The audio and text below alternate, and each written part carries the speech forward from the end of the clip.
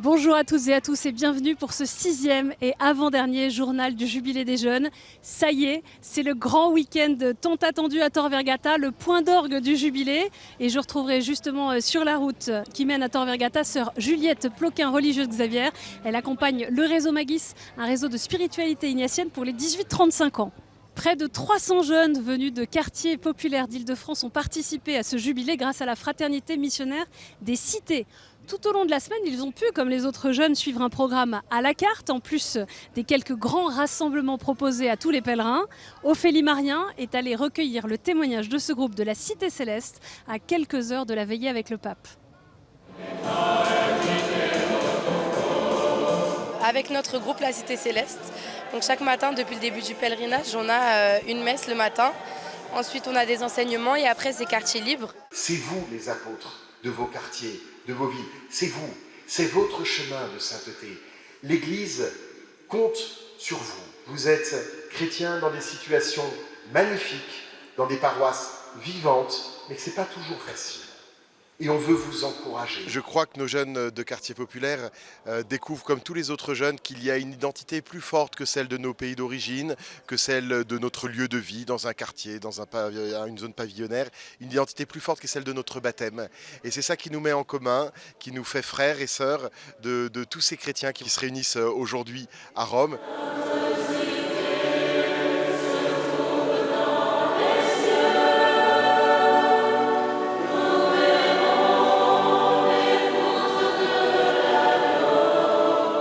C'est la première fois que je viens à Rome, c'est la première fois que je découvre cette ville. Et en tant que chrétien, c'est vrai que c'est un peu un rêve de venir ici, de pouvoir visiter le Vatican, voir le pape, etc. Dans mon environnement, je n'ai pas forcément plein d'amis chrétiens. Donc c'est vraiment un encouragement à aller partout dans mon entourage, diffuser la parole du Seigneur. Des fois, on est des minorités au milieu de musulmans, on a peur de dire nos foi. Mais je dis non, en fait, ici, on voit qu'il n'y a aucune peur, aucune honte. Et on lâche tout et ça c'est beau de vivre en communauté. Pendant la messe du pape, tout simplement, on se tenait la main avec des Italiens, je ne les connaissais pas. Mais pendant notre Père, tout le monde s'est tenu la main. Et moi c'est vraiment ce qui me marque et ce qui me fait du bien.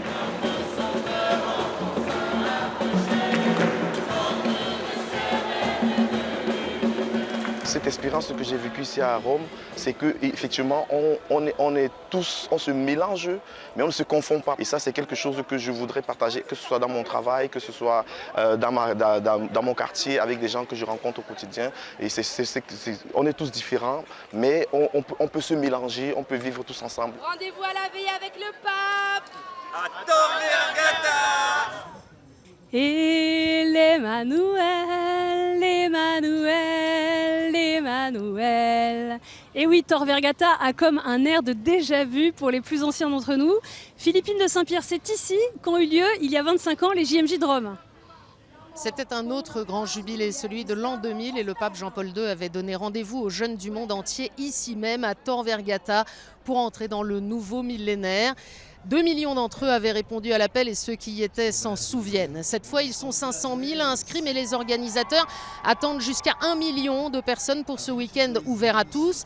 Un dispositif gigantesque a été déployé sur ce terrain de 96 hectares. Sur l'esplanade, désormais baptisée Jean-Paul II, ce podium géant, haut de 5 mètres pour être visible de tous, et derrière la grande croix qui s'élève vers le ciel. Le tout en bois et en matériaux recyclables pour des raisons écologiques.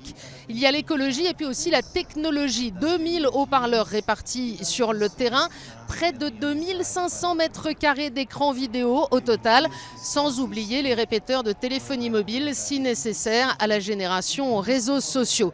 Depuis le début de l'après-midi, la musique et les témoignages s'enchaînent, et ce jusqu'à l'arrivée de Léon XIV prévue aux alentours de 19h15. Après son tour en papa mobile, le pape conduira 1 heure de veillée de prière.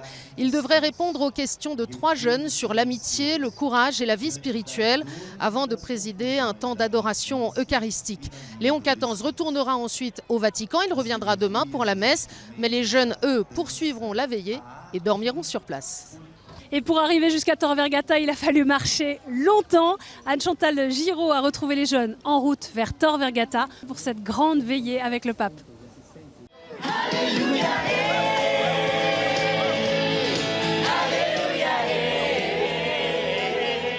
On on a un groupe d'assomptionnistes, il y a des gens qui viennent de plein de pays et du coup là on est vraiment excités d'aller à Tor Vergata. C'est pas facile, on a beaucoup d'affaires mais voilà, on s'entraide et on est dans la joie, on chante.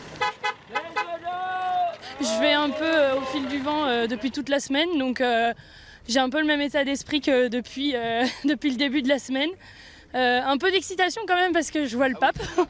En fait, tu découvres ça en tant que non baptisé. Je trouve ça incroyable. Je ne suis pas encore baptisé. Je suis venu ici en fait au Jubilé pour rencontrer Jésus et j'attends de ce week-end avec le pape cette présence en fait qu'on voit, qu'on ressent à la messe. J'attends vraiment la présence du Christ. Mais là du coup avec nous on a pris de quoi survivre pendant 24 heures. Donc on est un peu chargé, on a à boire, on a nos collègues devant qui ont à manger. J'ai prévu une chaise pour prévoir du confort et on a aussi un matelas pour dormir. Je commence à souffrir des pieds mais ça va. Je tiens un coup mais je sens qu'on voit la lumière au bout du tunnel. On arrive. On approche du but, là on voit qu'il y a les différentes scènes qui sont là, donc on a fait une bonne heure et demie de marche et on va bientôt se poser et attendre la veillée. C'est vraiment impressionnant et ça fait aussi plaisir à voir autant de jeunes réunis pour le même but.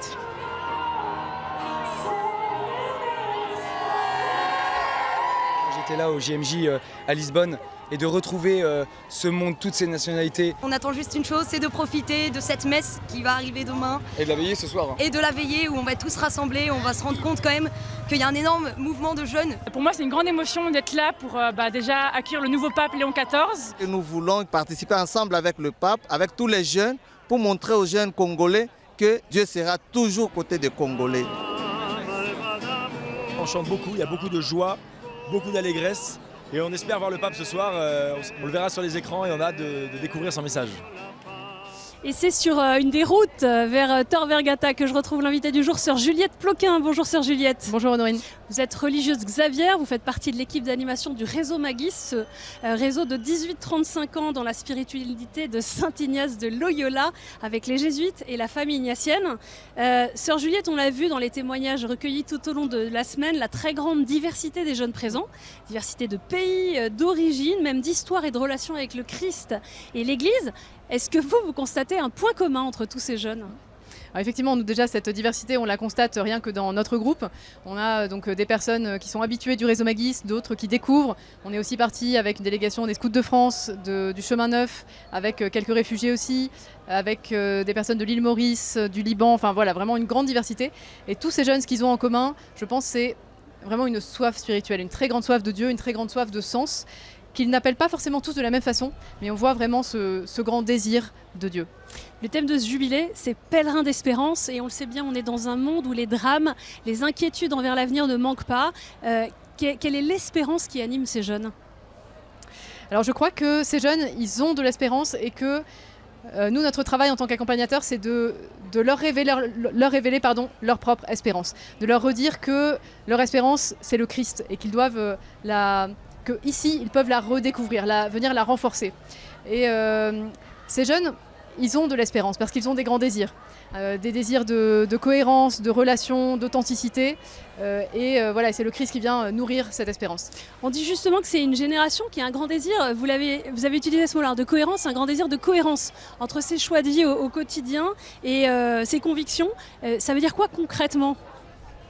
Alors effectivement, la cohérence c'est quelque chose le désir de cohérence, ça revient vraiment beaucoup et ils interpellent l'Église sur la cohérence, notamment sur l'écologie, sur la fraternité, sur le fait d'être en accord entre ce qu'on prêche et ce qu'on vit. Et je pense que c'est vraiment très heureux qu'il faut se laisser bousculer et interpeller par ces jeunes. Et moi, ce que je vois beaucoup, c'est un désir d'unité de vie, de se dire que je ne suis pas catholique seulement le dimanche à la messe et je deviens complètement quelqu'un d'autre dès le lundi matin au boulot. Cette semaine, plusieurs ont dit aussi qu'ils étaient bien sûr à l'âge des grands choix de vie, des grands choix de vie à poser. C'est pas une religieuse Xavier de spiritualité ignatienne que je vais dire l'importance de ce discernement. Et comment est-ce que justement dans un tel contexte, on voit il y a du bruit, il y a de la foule, il y a de la fatigue aussi, comment est-ce que le discernement peut mûrir dans un tel contexte de pèlerinage ? Alors c'est une très bonne question et moi je suis assez impressionnée de voir comment l'Esprit Saint arrive à se glisser à travers le bruit et vraiment à venir toucher ces jeunes-là.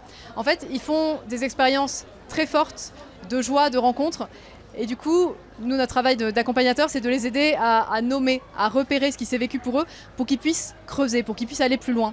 Et c'est là que ça va pouvoir nourrir par la suite leur discernement et les orienter vers des choix de vie fondamentaux. Parce que là, ils vivent des choses qui viennent les rendre très joyeux. Oui. Et le Seigneur, il nous parle par nos grandes joies et par nos profonds désirs.